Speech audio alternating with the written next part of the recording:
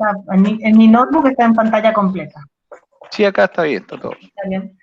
Bien, entonces yo les iba a contar un poco de cuál es el rol o en qué trabaja un farmacéutico en tiempos de pandemia. En este momento nos toca enfrentar el coronavirus con toda la enfermedad asociada, pero desde mi experiencia, no tanto a nivel pandemia, así tan global y tan masiva como esta, hemos pasado por ébola, por dengue, no sé si se acuerdan, hace un par de años la gripe H1N1, y en realidad lo que quiero destacarles es todo lo que tiene el farmacéutico para aportar en estas situaciones de riesgos para la salud de la población. Antes que nada les quería contar un poquito de qué es un farmacéutico, pero les queda solo la definición para no complicarnos con palabras muy difíciles. Pero desde el punto de vista del perfil profesional que ofrece la Universidad de Concepción, es un profesional de la salud, que agrupa conocimientos científicos, tecnológicos, destrezas y principios éticos, y está capacitado para actuar en el campo de los medicamentos, como también de tóxicos y alimentos. En general, ¿qué podemos hacer? Piensen en un medicamento, o sea, lo más básico, uno le duele la cabeza, va al botiquín de la casa, revisa, tiene, no sé, un paracetamol, tiene un ibuprofeno. Entonces uno piensa en esos medicamentos, ¿dónde hay un farmacéutico por detrás? Y ahí podemos recordar lo que se habla de la vida útil del medicamento, que un ciclo de vida de un medicamento, algunos dicen que es como una persona, nace, crece, se desarrolla y muere. El nace es porque a alguien se le ocurrió la idea de diseñar un fármaco desde el punto de vista químico. Y de ahí hay que empezar a probarlo, hay que ver para qué patología sirve, hay que desarrollarlo y ojalá se lo pueda vender o sacar al mercado, y después hay que ver o que se use o que si se vence y no se usó, se lo elimine de la forma correcta. En ese sentido, en todas esas etapas, desde el momento en que se piensa en un medicamento como un concepto abstracto para tratar una patología en adelante, el farmacéutico puede estar en todas las áreas de la vida. ¿En qué área específicamente me desempeño yo en la Universidad de Concepción?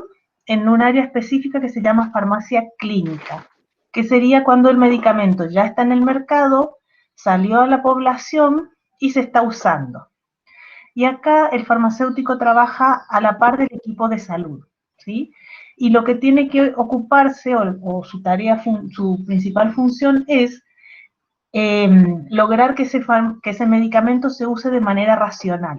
Es decir, yo tengo que pensar que es correcto lo que estoy usando y que me está haciendo el efecto que yo estoy esperando que me haga. Si yo me duele la cabeza y voy a tomar un paracetamol, lo tomo pensando que sí, que necesito ese medicamento porque tengo un problema de salud puntual y que necesito que me haga un efecto que sea que mi cabeza deje de doler. En ese sentido, el objetivo, les dejo ahí escrito, de la farmacia clínica, es que el farmacéutico se tiene que ocupar de que ese uso de los medicamentos sea lo más óptimo posible, tiene que ver si la dosis es la correcta, tiene que monitorizar, es decir, seguir qué pasa en ese paciente cuando toma ese medicamento, tiene que ver si ese paciente no sufrió algún efecto adverso a raíz del uso del medicamento, y también se tiene que enfocar en eficiencia económica desde el punto de vista de ver cuál de las alternativas que hubiera en el mercado sería la que el paciente puede pagar o su seguro de salud puede pagar, porque además hay que pensar que atrás de cada medicamento alguien paga. Eso es lo que corresponde al farmacéutico. ¿Qué hace un farmacéutico o qué puede hacer o qué está aportando hoy en día un farmacéutico en el tema de la pandemia? Tenemos tres abordajes. Puede abordar pacientes sanos o trabajar con pacientes con población sana, ¿sí? Puede abordar voy a ocultar acá porque les tapa, a un paciente que esté en un caso leve, ¿sí? O ya puede ingresar al hospital, o sea, si el paciente empeoró y fue al hospital, acá vemos, pobre, le dejamos al adulto que sea el que se empeora, ¿no? Este paciente estaba sano, se contagió, puede tener un caso leve y estar en su casa aislado, o puede ir empeorando. Y hay distintos niveles de gravedad en la patología. Lo más grave es lo que siempre los medios de comunicación nos asustan, que es la ventilación mecánica, que no hay camas en terapia intensiva, que no alcanzan los ventiladores para todos los pacientes, etcétera, ¿sí? Ese sería el caso, el escenario peor, donde también participan los farmacéuticos. Vamos a ir viendo qué se puede hacer en población sana.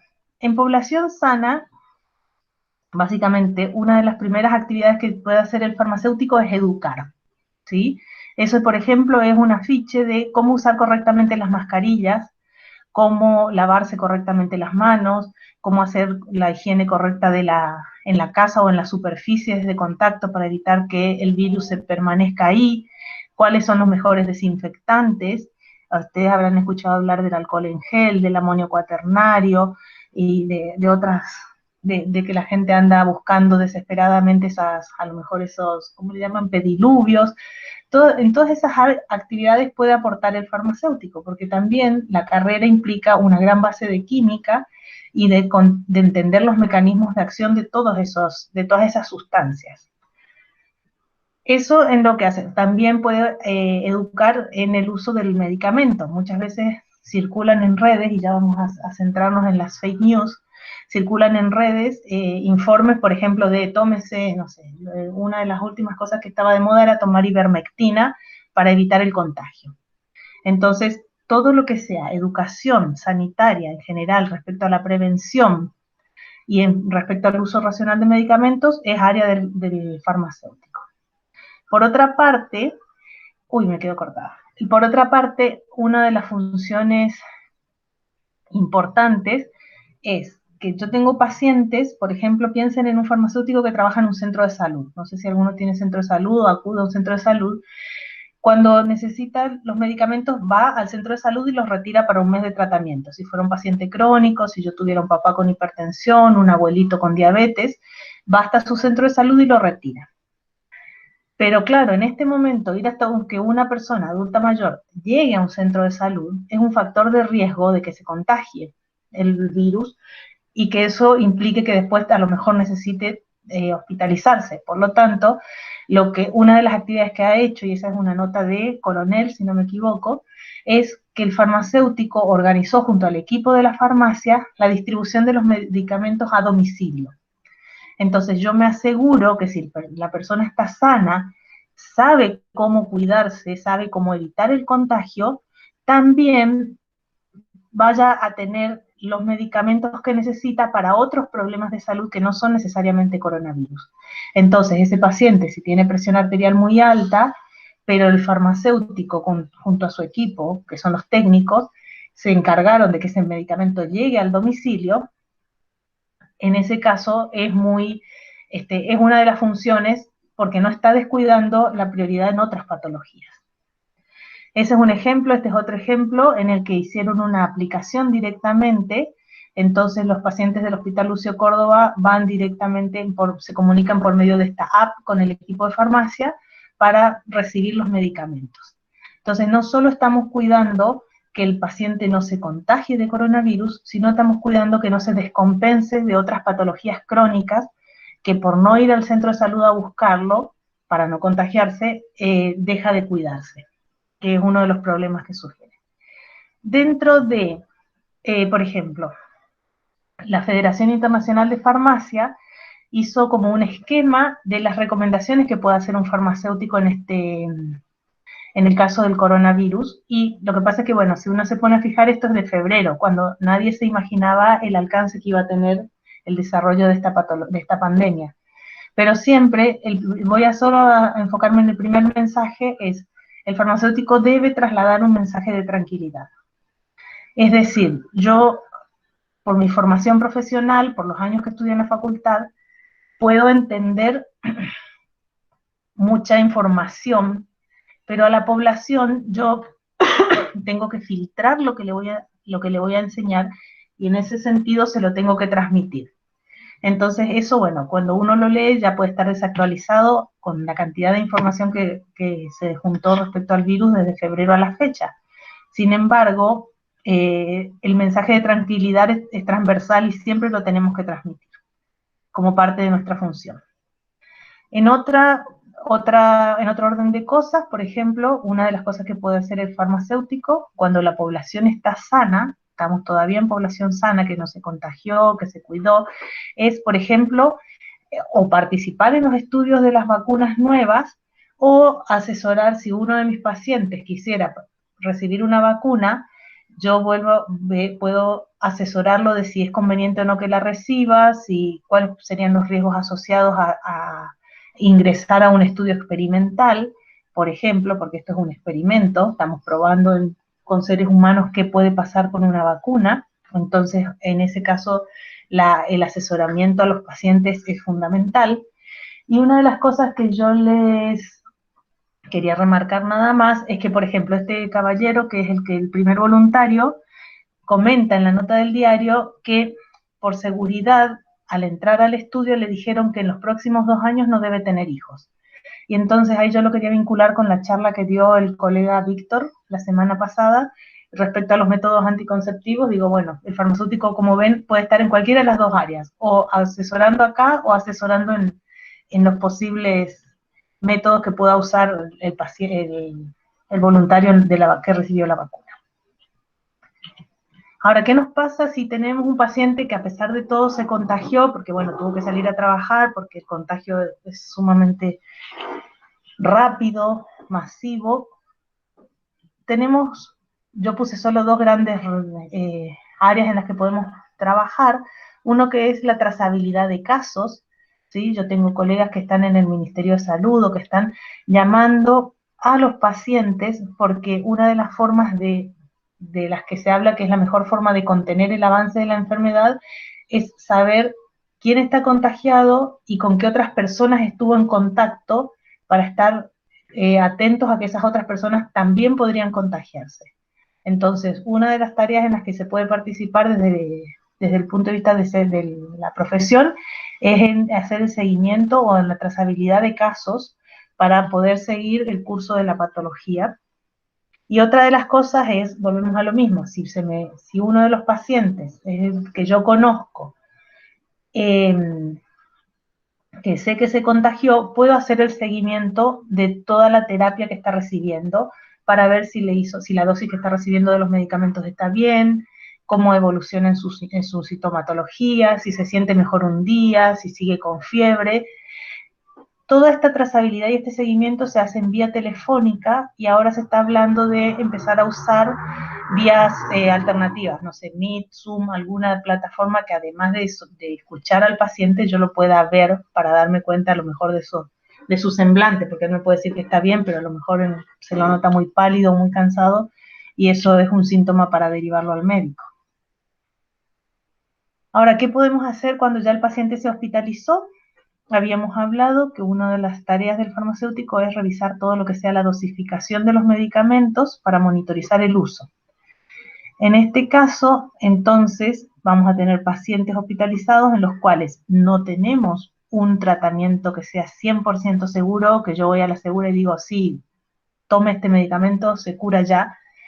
Y volvemos a lo mismo, está todo en fase experimental. Probemos esto, como al mes se dan cuenta de que nos sirvió, como cuando juntan un par de datos se dieron cuenta que fue un caso aislado que se mejoró y fue por el azar más que por el medicamento. Entonces, una de las funciones básicas es estar plenamente actualizados en la información que se está generando, información científica que se está generando, para ver cuál puede ser el mejor tratamiento para mis pacientes. En ese sentido, una de las cosas que tenemos que tener en cuenta son las poblaciones especiales, ¿sí? Hay un dato que, por ejemplo, cuando el paciente es obeso, tiene mayor cantidad de grasa, el medicamento no funciona igual que si el paciente fuera delgado. El medicamento tampoco va a funcionar del mismo modo, exactamente del mismo modo, si el paciente es un anciano, y si además de ser anciano está muy enflaquecido y tiene poquita masa muscular. Tampoco va a funcionar igual si el paciente es un niño. De hecho, se dice que el coronavirus tiene manifestaciones clínicas muy diferentes en un niño que en un adulto. Entonces, ya tengo el paciente, el caso es grave, al momento de recomendar un medicamento y al momento de recomendar una dosis, tengo que conocer el contexto de mi paciente. Y ese también es uno de los problemas que se ha visto, por ejemplo, en esta pandemia. Primero, que el coronavirus afecta en mayor cantidad a los pacientes que son obesos, y si ustedes piensan, la gran población latinoamericana en general y de Chile en particular está obesa o está con sobrepeso, y afecta también en gran medida a los adultos mayores. Al dosificar medicamentos, por ejemplo, para tener sedado a un paciente, que le puedan poner todos esos tubos como se ve en el dibujito, al dosificar los medicamentos, no es lo mismo mantener sedado a un paciente que es delgado que mantener sedado a un paciente que es obeso. Y eso a su vez afecta la cantidad de fármaco, la cantidad de medicamento que hay que darle. Y eso hay que ajustarlo, porque si yo le doy menos cantidad de fármaco, el paciente se va a despertar de la nada con un tubo en la boca y se va a entrar a desesperar. Entonces, también hay que entrar a tener en cuenta esos aspectos al momento de colaborar con el equipo de salud para que el paciente reciba su mejor terapia y esté en las mejores condiciones mientras está hospitalizado. ¿En qué otra área puedo contribuir? En tratamientos innovadores. Sí, ese es un ejemplo, bueno, ese es un ejemplo que me toca de cerca porque ese es el caso del ibuprofeno, que no está todavía muy divulgado en los medios, acá en Chile por lo menos, pero que en Argentina se está usando. El mismo ibuprofeno que uno toma cuando le duele la cabeza, cuando se golpeó, no sé, jugando al fútbol, ese mismo ibuprofeno lo están probando, pero en vez de tomarlo por la boca, que se haga como una solución, es decir, se ponga el ibuprofeno en agua con una forma farmacéutica especial desarrollada por un equipo de farmacéuticos, y que entre por la nariz y que vaya directo al pulmón. Y junto con esa forma de administrar el ibuprofeno, el grupo de trabajo desarrolló esta forma de administrarlo para que si se dispersan partículas de ibuprofeno en agua, que se llama aerosolización ese proceso, no llegue al personal de salud que está administrando ese tratamiento. Les digo, ¿por qué les digo que me toca de cerca? Porque en el grupo de trabajo está una ex compañera mía que hizo la carrera conmigo y que está trabajando en eso, entonces es como que le vengo haciendo el seguimiento más que nada por un orgullo de amistad y porque bueno, tienen pocos pacientes estudiados, tienen 80, 100 pacientes nada más, pero les estaba dando buen resultado ese tratamiento para pacientes con coronavirus, pero que todavía no habían llegado a la etapa de necesitar ayuda para respirar, ¿sí? Pacientes leves, podríamos decir. No tan leve como para estar en la casa, pero hospitalizados, pero sin ventilación mecánica. ¿En qué otros aspectos puedo colaborar como farmacéutico en la pandemia? Están trabajando los colegas míos por lo menos, en todos aquellos tratamientos que ya son conocidos, pero que se les está aplicando un uso diferente.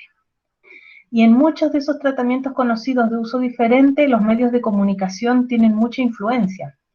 Porque si ustedes se ponen a mirar las noticias, bueno, han visto ya lo que ha hecho, lo que es el todavía presidente Trump con el Twitter, que él anuncia los medicamentos que él cree que son buenos, sin ser farmacéutico, y la gente sale desesperada o a buscarlo o a comprarlo, y un tweet de él puede generar un desparramo en los stocks de medicamentos en el mundo y en la bolsa, porque empiezan a cotizar en bolsa y se hace una reacción en cadena interesante de seguir, ¿no?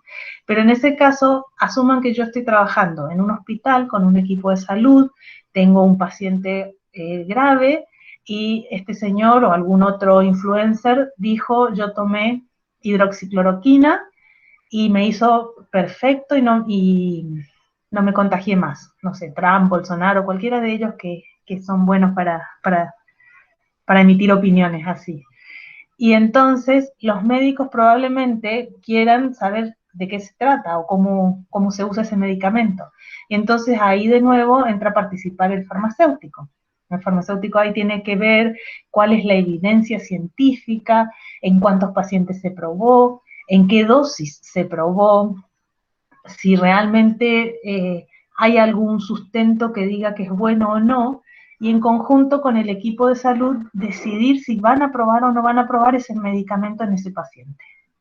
no es responsabilidad única del farmacéutico decidir si se usa o no, es responsabilidad de un equipo en el marco de una institución. Pero, independiente de eso, si no hubiera un farmacéutico que está interiorizado de las noticias, de los tratamientos innovadores y capacitado para interpretar la información que está circulando, probablemente sería un poco más difícil el trabajo en equipo. Otro de los ejemplos que les queríamos contar, ustedes a lo mejor si tienen opción de ver noticias o locales, el doctor Ugarte en una época estaba muy fanatizado con la ivermectina, y él la promocionaba y en su clínica se podía usar y qué sé yo. Ivermectina es un tratamiento conocido de muchos años que se usaba para los parásitos y que ahora descubrieron que también puede afectar a los virus, ¿sí? Entonces, ¿cuál es la diferencia? Que la dosis que se usa para un tratamiento antiparasitario no es la misma dosis que se necesita para poder atacar el virus. Entonces hay que usarlo en dosis totalmente diferentes, lo cual hace que entremos a un terreno en el que no se conoce tanta información. Porque si yo estaba, no sé, acostumbrado a que la dosis era 2 miligramos y ahora hay que tomar una dosis 10 veces superior, estoy poniendo un ejemplo, no recuerdo en este momento la dosis exacta, probablemente eso también me haga efectos diferentes en el cuerpo y tampoco se sepa. Entonces también es necesario contar con la asesoría de un farmacéutico o contar con el trabajo en equipo de un farmacéutico para colaborar en todo lo que sea el tratamiento. Y ahí yo les puse 2 ejemplos, pero si ustedes empiezan a revisar la prensa van a tener que en el desconocimiento de no saber cómo tratar esta patología, han probado múltiples cosas y las redes sociales se han puesto muy intensas. Entonces ahí caemos en lo que se trabaja, en lo que se conoce como las noticias falsas, las fake news o los bulos, como le dicen en España, ¿no? Yo les puse algunos ejemplos. En general, una de las funciones, o sea, transversalmente a todas estas funciones que hemos visto del farmacéutico, ya sea que el paciente esté sano y todavía no se haya contagiado en un caso leve, esté en un caso grave, esté en un caso con ventilación mecánica y muy grave, siempre el farmacéutico tiene la capacidad, por lo que estudió y por lo que aprendió, de trabajar con información sobre medicamentos basada en evidencia científica. Es decir, tenemos, yo le digo, el poder mágico de poder leer un trabajo científico muy complejo y poder extraer la información necesaria y adaptarla para que la persona que no sabe o no interpreta estos datos la pueda entender. Entonces, algunos ejemplos de fake news y de búsqueda de información se las dejo ahí. Cuando en una época dijeron que el interferón curaba y había un alcalde de Santiago que quería traer ese medicamento de Cuba. En otro momento salieron a decir que las vitaminas son las que curan el COVID. Esto es una eterna pelea, la de la solución mineral milagrosa o clorito de sodio, que es una sustancia que se viene usando hace muchos años, se viene promocionando hace muchos años, que es mágica y que cura todo, y que sin embargo no hay ninguna evidencia de que haga bien, ¿sí? Porque antes de ser el coronavirus fue el cáncer, antes de ser el cáncer fue el autismo, o sea, es como una sustancia comodín que cada tanto aparece y le adjudican nuevos poderes. Bueno, acá volvemos con la dexametasona, o también, bueno, y seguimos con la vitamina C. Si uno empieza a buscar, hay varios de estos cuadros que tienen la información resumida para que la población en general tampoco salga de repente a agotar la cantidad de medicamentos de la farmacia porque salió una noticia que no se sabe si es falsa o no, pero que la gente la cree porque salió en los noticieros, en el matinal, en la televisión y cree que es cierto y sale a comprar medicamentos a mansalva. Antes de eso, yo les sugiero, si tienen un farmacéutico amigo, una farmacia en la esquina, que se acerquen, que consulten, que pregunten, que pidan información, porque esa es una de las ventajas que tiene la población, que en todas las farmacias debe haber un farmacéutico y que ese farmacéutico en general no pone un horario de atención, o sea, no les da una cita, no siempre, depende de las actividades que tenga, y entonces uno puede acercarse a preguntar una duda puntual y en ese sentido debería tener una respuesta basada en evidencia, ¿no? Otra de las formas, otra de las actividades en las que puede participar, por ejemplo, bueno, les quedó ahí, es lo que se está hablando ahora de la reinfección, de cuántos pacientes tuvieron coronavirus 2 veces, cómo se interpretan los test, porque todo el mundo dice si el hisopado y el PCR está negativo, yo ya estoy sana, pero después aparecieron otros test que vinieron de China y que se salieron a la venta. O sea, lugares donde puede aportar el farmacéutico para que la población tenga información segura, hay muchísimos. Y en el campo de la pandemia hay muchos más. Ahí solo les dejaba comentarles cuáles son, bueno, de acuerdo a la noticia del diario, ¿no? De una noticia de un diario, cuáles son las noticias más falsas más difundidas en Chile con respecto a las redes de 5G de telefonía móvil. En una época andaba todo el mundo haciendo gárgaras con agua con sal, después empezaron a hacer gárgaras con agua con bicarbonato, después empezaron a masticar ajo porque eso decían que tenía interferón. Bueno, una de las primeras cosas que se supo era que el ibuprofeno agravaba los síntomas del coronavirus y en realidad después salió a nivel de Europa, las agencias de medicamentos salieron a decir que no era así y bueno, tienen muchas noticias falsas que han dado vuelta por el mundo. En general, estos son recomendaciones de cómo actuar. Primero ver de dónde viene la noticia, quién la difunde, y a partir de ahí ver si yo sigo replicando o si decido parar la noticia falsa, buscar algún farmacéutico que me ayude y ver si eso puede ser verdad o no. Eso en cuanto a las noticias falsas. Y solo para ir cerrando, les iba a contar que, bueno, por lo que se dice, por lo que se ve que está pasando en Europa, y se espera que para otoño del año que viene quizás tengamos una segunda reinfección de coronavirus. Algunas lecciones ya tenemos aprendidas, como todo lo que es la prevención, el lavado de manos, el uso de mascarillas, la desinfección con alcohol al 70, etcétera. No se sabe qué va a pasar, por ejemplo, a largo plazo con un paciente que ya tuvo el coronavirus, que si va a recuperar 100% su capacidad funcional, si va a poder respirar bien. No se sabe qué va a pasar con el que no tuvo coronavirus, pero pasó 7, 8 meses en un confinamiento, aunque sea voluntario, pero encerrado sin contacto social. Todo eso nos da como farmacéuticos varias alternativas para seguir trabajando. Desde el punto de vista del desarrollo de los medicamentos, como yo les decía, si se puede conseguir un tratamiento, desde el punto de vista de las carreras que hay ahora en las industrias por las vacunas, desde el punto de vista del seguimiento para ver si ese paciente sigue bien o no, porque imagínense que un paciente tuvo un coronavirus grave, fue a la terapia intensiva, recibió ventilación mecánica, en cierto modo los pulmones no quedaron en su capacidad funcional óptima y ese paciente además fuma y ese paciente a lo mejor tiene asma y ese paciente está usando un tratamiento, un aerosol para el asma. Ahí hay un gran campo de trabajo en el que los farmacéuticos nos podemos desempeñar, ¿sí? ¿Qué pasa con una paciente embarazada, por ejemplo, que tuvo coronavirus y que está recibiendo algún tratamiento y necesita darle el pecho al bebé para que se alimente? Entonces, esto va a ser, desde mi punto de vista, bueno, además del desafío que implica una pandemia y la oportunidad profesional de participar en una pandemia, es una opción de aprendizaje permanente, ¿no? Porque nos pone frente a nuevos escenarios que a lo mejor no los teníamos pensado, qué hacemos con un virus súper resistente, que además muta, que además no sabemos si nos puede infectar 2 a 3 veces en un mismo año, que además no sabemos cómo tratarlo, y que, bueno, para eso tenemos herramientas en las cuales podemos participar nosotros para trabajar. Entonces, solo quería agradecerles la oportunidad de contarles un poco de qué se hace desde el punto de vista farmacéutico y quedamos abiertos a conversar.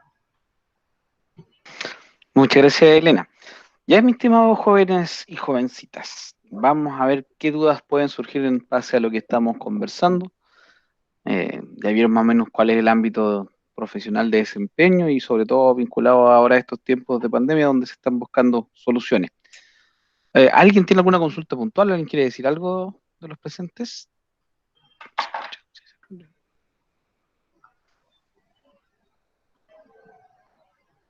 A la una. Un clásico. A la una. Sí. Vamos a Hola, recuperar. buenas. Mi Bueno, nombre es ahora Nicolás Sarabia. hasta Nico. Sí. ¿Viene usted? ¿Cómo está? Bueno, Mm. mi duda es si hay alguna posibilidad, se ha visto, aunque sea en un mínimo de la población, de que pueda existir una segunda reinfección a corto plazo. Porque, por ejemplo, yo tuve COVID-19 Ujú. y el tema es que me he descuidado bastante porque, por ejemplo, en mis exámenes que me hice posteriormente, me decía que tenía inmunidad a SARS-CoV-2. Entonces mi consulta es, ¿acaso, aunque haya inmunidad, como dice, todavía existe un riesgo de contagio? Hasta donde yo leí, hay inmunidad por corto tiempo, que ese era uno de los principales problemas también. No es como que, o sea, me contagio ahora y nunca más en la vida lo vuelvo a tener. O sea, la inmunidad todavía no se sabe hasta por cuánto tiempo, pero se hablaba de que podían ser 3 o 4 meses la inmunidad y poder existir la posibilidad de un contagio nuevo. Y como el virus también muta rápido, probablemente si te vuelve a agarrar no sea el mismo virus que te agarraste 3 meses atrás. Entonces, no hay, esto es todo nuevo, no hay una certeza así como que yo diga, no sé, ya me lo contagié, nunca tengo inmunidad de por vida. Tampoco hay una certeza de que yo diga, se contagiaron todos a mi alrededor y me van a proteger porque ellos me hacen como lo que se conoce como la inmunidad de rebaño. Entonces, esa era uno de los problemas que tenían que abordar con las vacunas también, ¿no? Que no es una cosa que yo me vacuno hoy y sé que por el resto del año voy a estar fantástica y nunca más me voy a contagiar y el año como en la influenza que me sirve para todo el año y al año siguiente me vuelvo a vacunar. Entonces, puede ser que te agarres una segunda infección, puede que no, ¿sí? Acá lo que más funciona es la prevención y la prevención es tan básica como lavarse las manos y mantener higiene básica y bueno, mantener un buen estado de salud. Muchas Ya. gracias. Alexandra nos pregunta en el chat si estás embarazada y tienes COVID, ¿eso afecta al bebé? No se han visto casos que afecten al bebé. No, no han. No, en primera instancia dijeron, los datos decían que no, pero en este momento debería revisar si alguien ha agrupado muchos pacientes embarazadas, muchas embarazadas con un coronavirus, pero no he visto que afecte al bebé. De hecho, incluso en los niños es como muy rara las manifestaciones clínicas, no es como que se ven en los adultos. Entonces por ahí dicen que puede afectar más al tracto gastrointestinal cuando al adulto le afectan los pulmones, pero volvemos a lo mismo, son como a lo mejor experiencias aisladas de 3 o 4 pacientes acá, 3 o 4 pacientes acá, siempre. Sí, bueno, Alexandra nos comenta que tiene una amiga que está embarazada de 6 meses, por eso, y tiene COVID, entonces No, es complicado. no, o sea, no ha habido así como ningún reporte, ninguna alarma que dijera, si usted está embarazada y tiene coronavirus, el niño va a tener los siguientes problemas. Claro. Los casos aislados que se han visto, los niños no han tenido problemas. Tampoco han visto muchos problemas en los niños en general. O sea, no es una cosa así como que se vio como la masividad del contagio en los adultos, no se ha visto la masividad de contagios en los niños.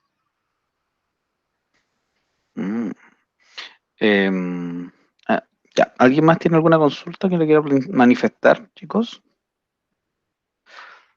¿Ustedes como profesionales del área de la farmacia han recibido alguna orientación de parte del ministerio, más allá del tema de los fake news que... Sí, a mí me interesan los fake news, pero porque básicamente yo recibo muchas consultas de mucha gente preguntando, esto es verdad, esto es verdad, esto es verdad, y como yo siempre estoy peleando contra las fake news, me interesa más ese lado porque me parece que es como, me parece un fenómeno interesante de estudiar.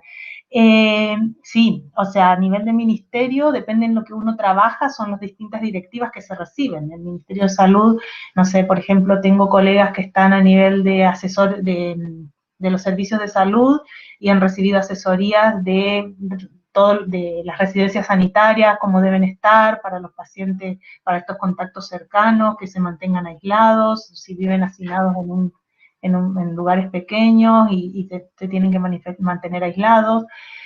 Bueno, todo lo que es equipo de protección personal, cómo manejarse, los riesgos que hay, si estás trabajando en un hospital, todo lo que es la distribución de medicamentos, por esto mismo que yo decía, hay stock de medicamentos que se han venido muy rápido a la baja, porque entre las noticias y la cantidad diferente que se usa a raíz de la gravedad de los pacientes, hubo que hacer manejos del ministerio, o sea, hubo que hacer redistribución en la forma de que lleguen los medicamentos a los hospitales. Entonces, sí, depende por eso, el nivel en el que uno ejerza, digamos, es el nivel de instrucciones que se reciben. Lo que sí también hay, y que también es no sé si es un riesgo, es una sobreabundancia de información en general. Entonces es como que yo por lo menos priorizo, elijo algunas fuentes para consultar, porque, bueno, casi siempre la clásica Organización Mundial de la Salud, Organización Panamericana de la Salud, Ministerio de Salud de Chile, bueno, yo consulto mucho también Ministerio de Salud de Argentina de formación de nacimiento nomás, pero en general esas fuentes más certeras respecto a información, porque si no, si empiezo a consultar muchas páginas, también me voy en la volada de que leo muchas cosas y después no sé a quién creerle. Entonces, en este momento es como que uno, por lo menos prefiero seleccionar fuentes de información que yo sé que están ciertas, y de hecho hay organismos hay una asociación de farmacéuticos de Estados Unidos, que ellos tienen como recopilaciones semanales de todo lo que se publica respecto a medicamentos. Entonces, si me preguntan, por ejemplo, no sé, la semana pasada, bueno, hace unos días estuvo el boom de la ivermectina, ¿sí?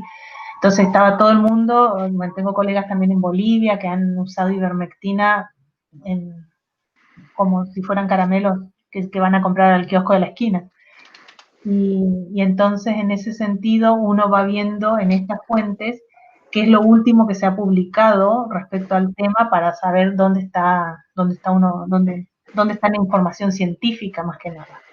Ya. Y en ese sentido, bueno, de acuerdo a las políticas públicas ministeriales, aprovechando que ve las páginas argentinas, y obviamente la realidad argentina también en algún minuto tuvo un control, después se volvió a masificar.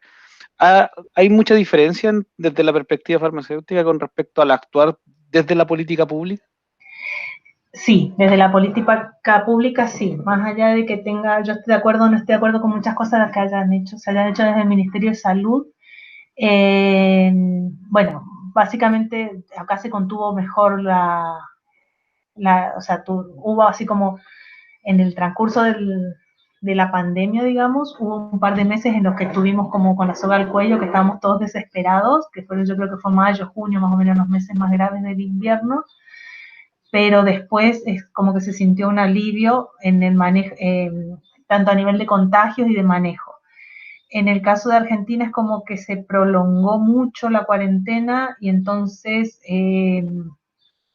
cuando les tocó a ellos, las curvas vinieron como desfasadas en meses y las instrucciones a nivel central son las mismas porque vienen todas de la Organización Mundial de la Salud, la cuarentena, el aislar a la gente, el tratar de hacer trazabilidad de casos. Pero yo creo que fueron más efectivas en Chile, en muchos aspectos las medidas y la aplicación de las medidas, también porque, bueno, Chile es más chico como país que en Argentina. Porque en Argentina, por más que dijeran hay cuarentena, yo veía que la gente no respetaba la cuarentena. Acá, por lo menos por lo que yo he visto en la zona donde me muevo, sí, la gente no salía a la calle tan libremente y si decían no se junten, bueno, se juntaban los más díscolos, pero no, se juntaban todos. Pero es que esto es todo prueba y error. O sea, es como un fenómeno interesante a nivel de salud en el sentido de que no sabemos para dónde ir. Entonces es como, bueno, probemos esto. Está bien, a la gente, desde el punto de vista de estudiarlo como fenómeno es interesante, pero desde el punto de vista de vivirlo como población es estresante, porque quien nos tiene que ayudar o orientar, que son las autoridades sanitarias, no saben, no se sabe. No, ya hemos visto que ahora Europa está de nuevo confinada y a pesar de que bueno, tienen un montón de contagios. La otra vez estaba leyendo que ya Alemania, que había sido un país que lo había manejado más o menos bien la primera ola, ya estaba llamando a cuarentena a su población, cuando ellos son hiper responsables en lo que es la parte de contagios, de prevenir el contagio. Entonces, es como que, no sé a dónde vamos a ir yendo, ¿no? Pero Claro. es prueba y error, básicamente prueba y error. Sí, Y en yo no todo, sé en si, los fármacos también, sí. yo no sé si Nicolás nos quiere comentar algo aparte de su experiencia, porque Eso te iba a preguntar. efectivamente, sí, porque efectivamente fue todo un tema. De hecho, al principio se decía que solamente uno se iba a enfermar una vez y después queda como Sí. inmunizado y entiendo que en esa línea va la pregunta que hizo también Mm. Nicolás. No sé si está, Nicolás, disponible, quieres contarnos o comentarnos. ¿Cómo fue tu sintomatología, Nicolás? Bueno, yo me enteré primero que a mi mamá le había dado el COVID. Ella fue la que El tuvo caso. COVID Sí. primeramente. Entonces, al vivir yo con ella y mi hermanito acá, eh, nos contagiamos obviamente porque estamos en la misma casa. Mi hermano no presentó síntomas, o sea, no, mi hermano andaba bien, ni siquiera tosía, o sea, tosía 2 veces al día y listo. Y con el tiempo, mi mamá empezó con un dolor de cabeza, se sentía muy mal, nosotros nunca pensamos que iba a tener COVID hasta que se hizo el examen y efectivamente tenía COVID. Pensábamos que tenía influenza o algo así. Y luego, no sé si habrá sido por susceptibilidad o algo, yo me empecé a sentir mal y di negativo. Ajá. Di negativo, pero con el pasar del tiempo ya me dolía toda mi musculatura, sobre todo de la espalda, me dolía la garganta, la cabeza mucho, me sentía mareado. Y bueno, estuvimos así aproximadamente, yo al menos unos 8 días. Perdí el gusto por los sabores, perdí el olfato también, y el olfato aún no lo recupero bien, y eso que me pasó en mayo. Entonces, Claro. Sí. igual eso,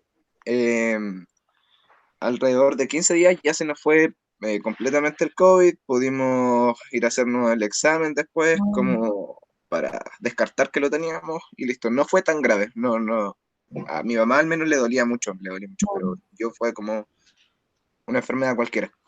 Ya. Pero lo que más me duele es haber perdido el olfato. Aún no lo recupero completamente.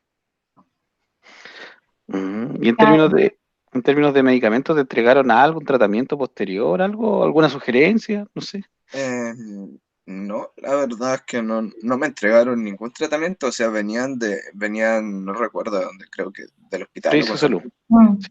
del servicio de salud, y nos verificaban la temperatura, y nos llamaban para preguntarnos cómo estábamos, pero como tal, medicamentos o algo, no. Mm. O No sea, sé, Elena, como máximo Es que en desinfectábamos realidad, la casa, pero por cuenta propia. en esa etapa hay que tratar la sintomatología, y la sintomatología lo más grave, o sea, bueno, el dolor y la fiebre.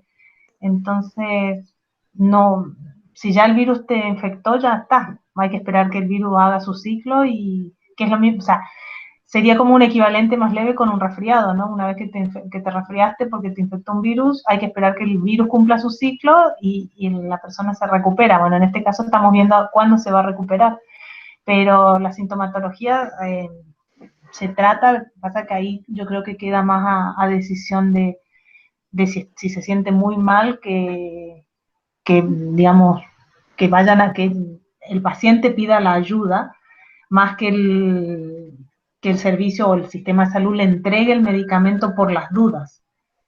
¿Sí? Porque Claro. en este momento, si él no o sea, si él no estaba tan mal, lo que sí era necesario es la trazabilidad para que no empeoren los síntomas, porque ahí habría que haber actuado. ¿Y tu hermano cuántos años tiene, Nico? Mi hermano tiene actualmente 7 años. Ah, claro, En ese chiquito. entonces tenía 6. Él se, él se los pasó, él se rió de los dos que se contagiaron. Sí. Sí. O sea, la verdad es que yo sí me sentía bastante mal, o sea, me refiero a que no estaba con un Sí, tubo en el hospital, pero igual por cuenta propia sí tuvimos medidas, o sea, yo al menos salía a mi jardín a tomar mucho sol, también trataba de consumir muchas frutas, verduras que me entregaran para, no sé, yo en mi ignorancia deduzco que me entregaba eh, mayores defensas, claro, vitaminas, sí, sí, Muchas pero eso, gracias. Nicolás, por compartir tu experiencia. Eh, Chicos, ¿alguien más quiere intervenir? ¿Quiere decir algo? ¿Alguna pregunta con respecto al tema? Bueno, como ustedes ya saben, hoy día están en proceso de prueba de vacunas, medicamentos, como Sí, decía Elena, las fake news son parte de nuestro día a día. Hay cosas de moda en algunas semanas, pero lo único, el llamado siempre a la prudencia y a consultar a los especialistas, en este caso médicos químicos farmacéuticos que están, como decía Elena, en la farmacia, de los consultorios, la misma red privada. Entonces, hay profesionales que los pueden orientar de mejor manera si es que se requiere apoyo, ¿ya? sí. Yo básicamente digo, prefiero, o sea, lamentablemente no tenemos tratamiento, no hay algo cierto, seguro, todo lo que se está probando. También es como todo el mundo, creo que es una frase muy hecha, pero que refleja la realidad en este momento, es esto recién vamos a saber bien cómo funciona cuando ya pase, cuando tengamos muchos datos acumulados y se puedan analizar. Entonces yo probablemente creo que en 2022 más o menos vamos a terminar de entender de qué va el coronavirus. Entonces, en este momento el llamado es básicamente a la prevención, a lavarse las manos, a ser a lo mejor un poco exagerado con la limpieza de los pisos, tampoco esto de andar desinfectándose los zapatos, o sea, tengo conocidos que se tiran estos aerosoles en los zapatos, bueno, no sé si llegamos a tanto, pero sí la prevención, la higiene, la prevención y como un poco lo que hizo asertivamente Nicolás, el cuidarse en la dieta y porque si estamos sanos, desde el punto de vista nutricional sanos, probablemente tengamos mejores defensas para si nos contagiamos. O sea, Muchas gracias. esas fiestas de contagio que se suelen hacer en las que todo el mundo dice, voy, me contagio, ya me pasa esta cosa y no me vuelve, ya no son recomendables, no para nada. Ya. Sí, la terapia de rebaño es esa, pues Ya sí. el contagio, sí, la inmunidad rebaño se llama, que es lo que hacen las vacunas habitualmente, pero y que por eso yo cuando hacía un poco, revisaba un poco la temática de esta charla, me daba como risa y me daba como pena porque yo veía lo que creíamos en febrero, cuando recién esto partió, que primero que nunca creíamos que iba a salir de China, después nunca creíamos que iba a llegar a Europa, después nunca pensamos que iba a atacar a Europa como atacó. Yo después dije, bueno, ya aprendimos de Europa, no nos va a pasar en Chile. Y a los 2 meses estábamos acá todos encerrados, desesperados porque no había más camas en los hospitales. Entonces bueno, yo honestamente era una de las primeras que creía en la inmunidad de rebaño y en que no nos íbamos que una vez que te agarraba el virus nunca más te ibas a contagiar y ahora tengo que revisar todos mis conceptos de nuevo, ¿no? Entonces es un aprendizaje permanente, pero bueno, desde el punto de vista de los que nos gusta la salud y la farmacia y todo esto es una cosa, un fenómeno interesante de estudiar. Una revolución científica Sí, totalmente, en vivo y en directo. Claro. totalmente.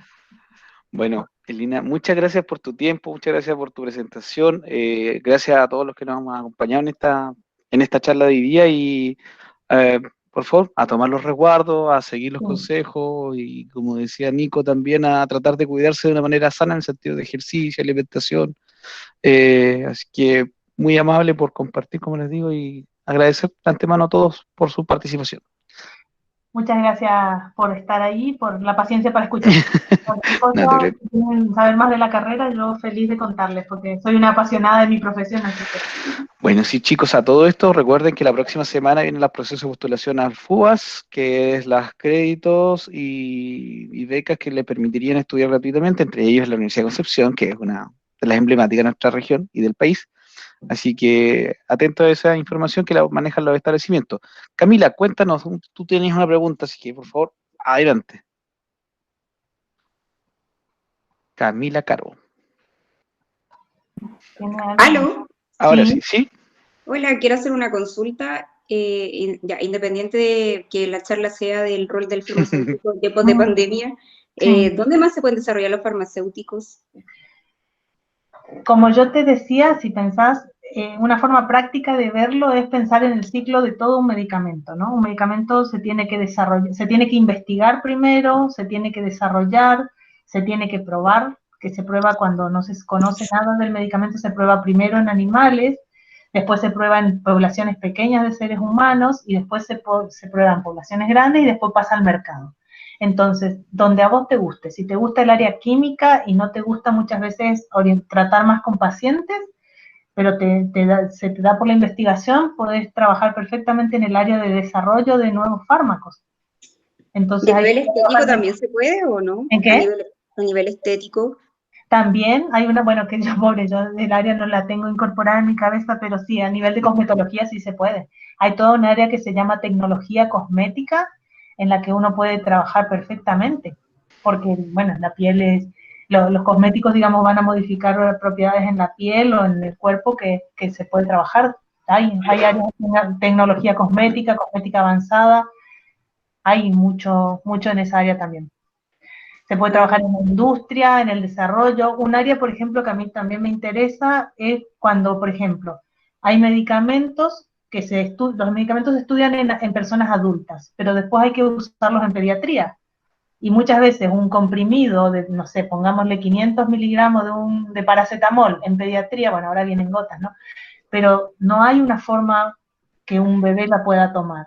Entonces hay toda un área en la que yo puedo modificar la forma que viene presentado un medicamento para que una persona que no puede tragar tenga un jarabe o tenga una forma líquida y lo pueda tragar. También Okay. es toda un área en la que se puede trabajar. ¿Sí? Entonces, ¿Como en geriatría también? Había escuchado geriatría también. En geriatría se puede trabajar, en cuidados paliativos, los cuidados al final de la vida, cuando el paciente ya está desahuciado, por decirlo de algún modo, tiene cáncer, por ejemplo, y hay que ingeniarse de que pase de la mejor forma posible sus últimos años de vida, es un área en la que se puede trabajar, y ahí hay mucho que aportar, desde los tratamientos del dolor, desde los tratamientos de confort, y vuelvo a lo mismo, si el paciente tiene alguna dificultad, por ejemplo, para tragar, o tiene, muchas veces, no sé si han visto los pacientes que tienen una sonda para alimentarse, o tienen lo que se llaman los botones de gastrostomía, que son como unos agujeritos así como en el estómago, y por ahí se alimentan, por ahí también hay que darle los medicamentos. Entonces es todo un desafío cómo se le da el medicamento a un paciente en esas condiciones. Súper. Es un amplio... Otra pregunta, hay una rama de la química farmacia, creo, que trabaja con medicamentos, o sea, no medicamentos, sino que algo más natural, con plantas y todo eso, ¿no? Hay un área que se llama farmacognosia. Primero se estudia la botánica, que es para conocer de las plantas, y un área que se llama farmacognosia, que también estudia todo lo que son medicamentos, como decía Daniela al principio, naturales, y las propiedades de las plantas, y más de las plantas locales, y ver qué propiedades terapéuticas tienen, y desarrollar lo que se conoce como fitofármacos. También hay un área para eso. Hay un área que puede trabajar específicamente en medicamentos para uso veterinario. También hay para eso, como les decía al principio, hay áreas que pueden dedicarse específicamente a la toxicología y ver cómo se aborda las intoxicaciones, que yo creo que algo vieron con Tamara de intoxicación por paracetamol, que fue en una época un desafío en las redes y después terminaron todos los adolescentes intoxicados. Por eso, uno piensa desde el momento que se fabrica el medicamento hasta el momento que se usa, y el farmacéutico puede trabajar en el área que le interesa. Qué interesante.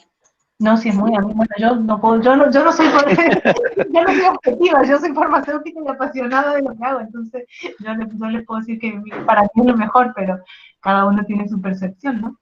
Pero Claro. sí, es interesante. Muchas gracias. De nada. Gracias, Camila, muy amable por tu pregunta. Daniela Gaeta había preguntado con respecto al tema de la opinión sobre la medicina natural, la cual mencionaste un poco. Sí. Pero si quieres hacer algún alcance más con respecto al tema. Yo respeto las medicinas naturales, como no he crecido en el entorno de medicinas naturales, no las, ¿cómo podría decir? No creo, por ejemplo, en esto de que voy al patio de mi casa, no sé, corto una hierba, me hago un té y me curo. No lo creo en ese sentido. Le tengo respeto a todo lo que venga con evidencia científica. Entonces, si los fitofármacos se han estudiado, se conoce el principio activo, que es el que hace el efecto en el cuerpo humano, y se conoce cómo es el efecto o cómo se lo debe tomar, yo considero totalmente respetable la medicina natural. Pero esto de que, bueno, lo he visto muchas veces casi siempre en adultos mayores que digo, no, me agarro esta hierba, no sé, hago un tecito, me la tomo yo, se la doy al niño, se la doy al abuelito. No, así tan improvisadamente me da un poco de susto. Pero sí, pero sí respeto mucho porque yo creo que los ancestros saben y hay muchos principios activos en las plantas y hay un campo grande por estudiar y trabajar. Y bueno, ya, de hecho hay todo un área de fitofarmacia en la que se aprovechan los principios activos.